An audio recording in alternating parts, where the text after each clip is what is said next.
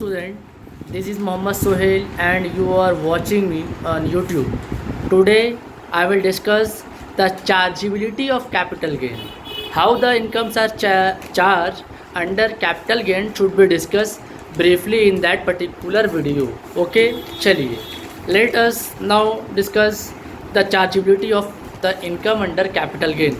As Firstly, what is capital gain? As per section 45 subsection 1 of the Income Tax Act 1961, any profit and gains arises from the transfer of capital assets is known as capital gain. Okay, if any profit or gain that should be arises while transferring capital assets, but to remember the term capital assets, when there will be a transfer of capital assets, then there will be a chances of arising of the capital gain or profit. Okay, then such gain is chargeable under the head income from capital gain. Such gain is chargeable under the such gain should be charged under the head income from capital gain. Okay, the basis of charge under the head capital gain depends on the following conditions.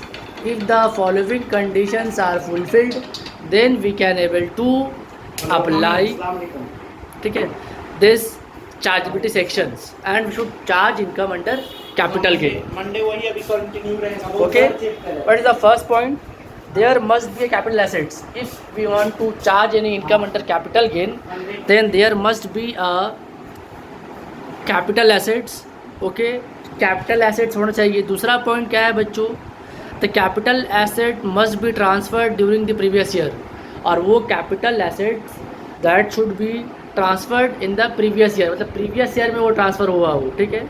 Third point, there must be a profit or gain from such transfer of capital assets.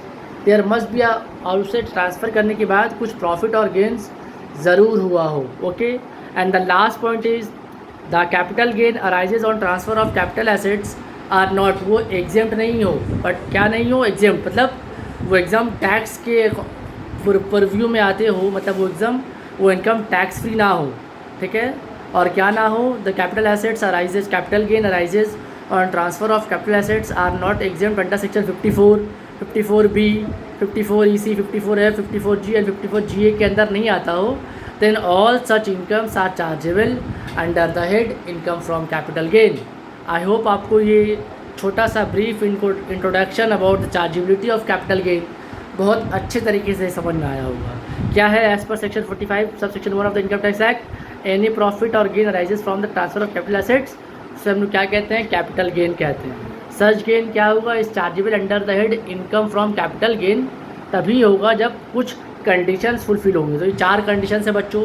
पहला condition क्या है? Capital assets होना चाहिए. दूसरा condition क्या है? वो capital assets previous year में ट्रांसफ़र हुआ हो. तीसरा कंडीशन क्या है? जो कैपिटल एसेट वो कैपिटल एसेट्स में कुछ प्रॉफिट और गेंस हुए हो. और चौथा कंडीशन क्या है? कि वो एग्जेम्प्ट फ्रॉम टैक्स ना हो under the following sections. Okay, चलिए आप लोग अच्छे से पढ़ाई करें, घर पे रहें, सेफ रहें, सावधान रहें. Thank you.